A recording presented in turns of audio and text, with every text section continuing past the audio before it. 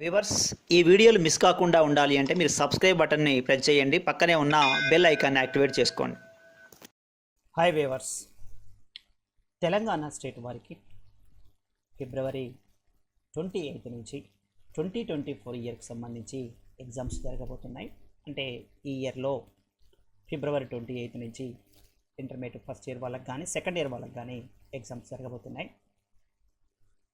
ఈ ఎగ్జామ్స్కు సంబంధించి first year వాళ్ళకి 5 మార్క్స్లో ఎలాంటి ఇంపార్టెంట్ క్వశ్చన్స్ అడుగుతాడు అనే దానికి సంబంధించి ఈ వీడియోలో మనం డిస్కషన్ చేద్దాం. సెకండ్ ఇయర్ ఆల్రెడీ వాళ్ళ ఎగ్జామ్స్ రాసి ఉన్నారు, సో వాళ్ళకు ఒక అవగాహన ఉంటుంది ఎకనామిక్ సబ్జెక్ట్ మీద. ఫస్ట్ ఇయర్ వాళ్ళు ఇప్పుడే 10th క్లాస్ నుంచి వచ్చారు, కొత్తగా బోర్డ్ ఎగ్జామ్ రాయబోతున్నారు, వాళ్ళకు అవగాహన లేదు ఎగ్జామ్స్ మీద. అందుకని ఎవరైతే intermediate first year exam board exam రాయబోతున్నారో వీళ్ళకి కావాల్సినటువంటి ఒక ఇన్ఫర్మేషన్ ఈ వీడియోలో పూర్తిగా దొరుకుతుంది. ఎకనామిక్ సబ్జెక్ట్ సంబంధించి ఫస్ట్ ఇయర్ కానీ సెకండ్ ఇయర్ కానీ రెండు ఒకే రకంగా ఉంటాయి మోడల్ పేపర్. ఇక్కడ ఫస్ట్ ఇయర్ చెప్పుకుంటున్నాం కాబట్టి ఫస్ట్ ఇయర్ వాళ్ళకి 5 మార్క్స్ సెక్షన్ ఎలా ఉంటుంది, ఇది సెక్షన్ బిలో ఉంటుంది. 5 మార్క్స్ క్వశ్చన్స్ 12 ఇస్తాడండి. ఈ 12లో 8 క్వశ్చన్స్ అటెంప్ట్ చేయాలి. 8 5 జా 40 మార్క్స్. ఇంకొక విషయం ఏంటంటే 99 మార్క్స్ సంపాదించాలి అంటే ఈ 5 మార్క్స్ క్వశ్చన్సే మోస్ట్లీ ఇంపార్టెంట్.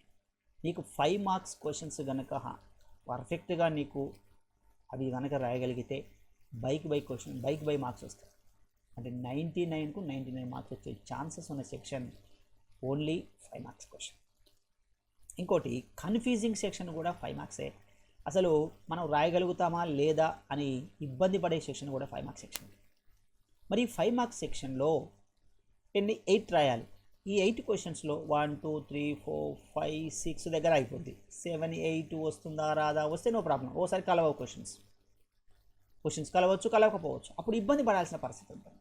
అందుకని ముందే దానికి సంబంధించి మనం ఎలా క్వశ్చన్ గెస్ చేయొచ్చు, ఎలాంటి క్వశ్చన్స్ అడుగుతాడు, ఏవి మనం చదువుకొని పోతే ఎగ్జామినేషన్లో వస్తాయి అనే విషయం కనుక మనం ముందే అవగాహన కలిగి ఉంటే, అంటే ఒక ఐడియా ఉంటే, దాని నుంచి మనం ఈజీగా హయ్యెస్ట్ మార్క్స్ స్కోర్ చేసుకోవడానికి పాసిబిలిటీ ఉంటుంది. కాబట్టి ఆ ఉద్దేశంతో మీకు 5 మార్క్స్ క్వశ్చన్స్ని ఎలా అడుగుతాడు, ఎలా రాయాలి, ఎంత రాయాలి అనే దానికి సంబంధించి ఈ వీడియోలో పూర్తిగా డిస్కషన్ చేద్దాం.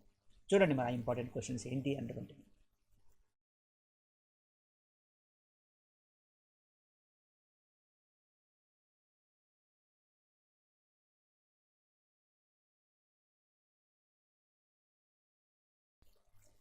Telangana state intermediate public examinations 2024 economics first year English medium 5 marks important questions.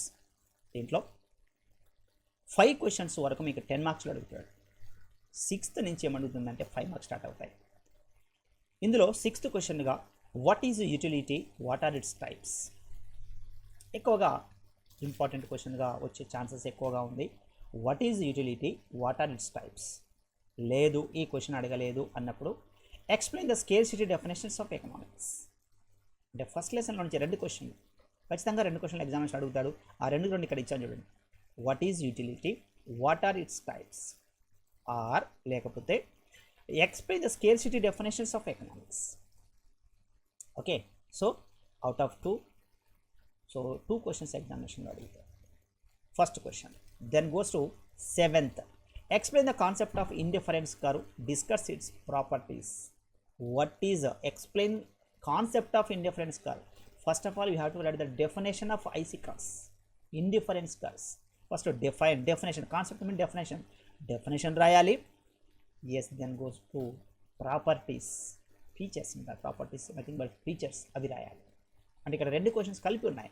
Definition అడిగాడు, ప్రాపర్టీస్ అడిగాడు, రాస్తేనే మార్క్స్ వేస్తాడు, లేకపోతే ఓకే. 7th. ఆర్ అది లేదు అనుకోండి, how do you define, how do you construct the budget line of the consumer, or price line, or budget line అనొచ్చు, price line అనొచ్చు.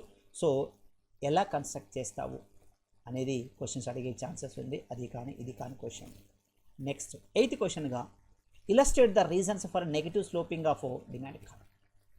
Why a demand curve slope of negative అనొచ్చు, or illustrate the reasons for negative slope of demand curve అనొచ్చు. ఆ question అడుగుతాడు. లేదు ఆ question అడగలేదు అనుకోండి, point out the importance of price elasticity of demand. నాకు డిమాండ్లో రెండు కాన్సెప్ట్స్ ఉంటాయి. ఒకటి డిమాండ్, ఎలాస్టిసిటీ ఆఫ్ డిమాండ్. డిమాండ్లో ఒక క్వశ్చన్ అడిగితే ఎలాస్టిసిటీలో ఒక క్వశ్చన్ అడుగుతాడు. అందుకని దాన్ని బేస్ చేసుకొని reasons for negative sloping of demand curve ఒక క్వశ్చన్ అడిగితే, next point out the importance of elasticity of demand. Okay, next అదే క్వశ్చన్గా explain the exceptions to the law of demand. ఇక్కడ ప్రైస్ ఎలాసిటీ అని పడింది, ఇది కాదు. Explain the exceptions to the law of demand question. ఇది price elasticity కాదు, ఈ క్వశ్చన్ మిస్టేక్ పడింది, నా కరెక్షన్ కాదు కాబట్టి దీనిలాగే చెప్తున్నాను. Explain the exceptions to the law of demand, ఇది కూడా డిమాండ్ క్వశ్చనే. ఇంకొకటి, what are the factors that determine the demand. What are the factors, ఒకసారి చూడండి. నెగిటివ్ స్లోప్ ఒకటి, next exceptions second, factors that determine 3. Demand నుంచి 3 క్వశ్చన్స్ ఇచ్చాడు. ఇక్కడ ఎలాస్టిసిటీ నుంచి ఒక క్వశ్చన్ ఇచ్చాడు. అంటే 4 క్వశ్చన్లు మీకు ఇస్తే 2 వస్తాడు ఎగ్జామినేషన్. డిమాండ్కి సంబంధించి అడుగుతాడు, అంటే ఆ మూడిట్లో ఒకటి అడుగుతాడు. ఈ ప్రైస్ ఎలాస్టిసిటీ ఆఫ్ డిమాండ్ అడగొచ్చు. ఓకే, కాబట్టి ఇందులో 2 క్వశ్చన్స్ ఎగ్జామినేషన్ అడుగుతాడు డిమాండ్ లెసన్లో నుంచి. అందుకే 4 ఇచ్చాడు. నెగిటివ్ స్లోప్ ఒకటి డిమాండ్లో నుంచే, exceptions to the price elasticity of demand కాదు, exceptions to the law of demand. Okay, ఇది మిస్టేక్ పడింది. ఇదొకటి. Next factors that determine the demand. ఈ 3 డిమాండ్ నుంచి, next importance of price elasticity, ఇది ఎలాస్టిసిటీ నుంచి, ఇది demand lesson. Next then go to what is supply. ఇది 4th lesson. What is supply, determinants of the supply అడిగే chances ఉంది. లేదు ఆ క్వశ్చన్ అడగలేదు అనుకోండి, explain the relationship between AC and MC, average cost and marginal cost. Once again, explain the relationship between AC and MC. What is supply? Explain the determinants. So ఈ రెండిట్లో ఒక question. Okay, next question అండి market నుంచి. What is oligopoly, what are its characteristics.